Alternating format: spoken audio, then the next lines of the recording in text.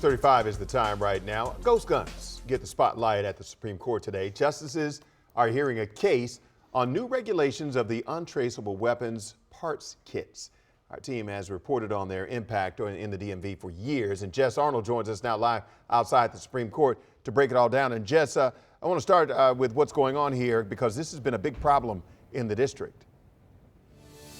Yeah, before the ATF imposed this new regulation 2 years ago, D.C. police said that they were recovering increasingly more ghost guns since 2018. Here's a look at some of the numbers that D.C. Attorney General Brian Schwab shared earlier this year. He said in 2018, D.C. police recovered 25 ghost guns. Then 4 years later in 2022, they recovered 524. Since the new rule took effect, he says that ghost gun recoveries have already started decreasing for the first time in 6 years, down to 407 last year.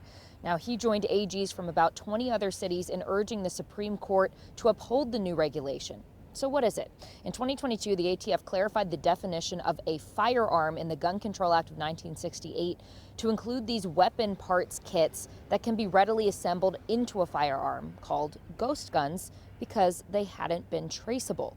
In adding them to the definition, they're subject to the same rules as commercial makers and sellers, meaning that the people making and selling these parts now have to be licensed, mark their products with serial numbers, run background checks of buyers, and keep transfer records.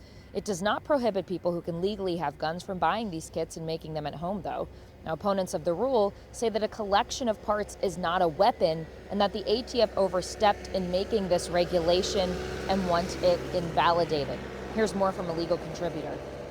It's a case that deals with the power of the ATF, a federal agency, to issue a regulation that says we're going to treat ghost guns, those guns where you can get as an online kit, there's no serial number, there are no background checks.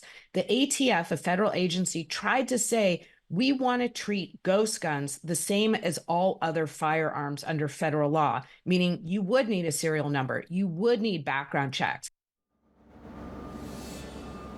Today's hearing is just the start of this process. It could take until June 2025 to get a final decision from the Supreme Court. We'll, of course, be looking out for that because this will, of course, have an impact right here in the DMV. Wisdom?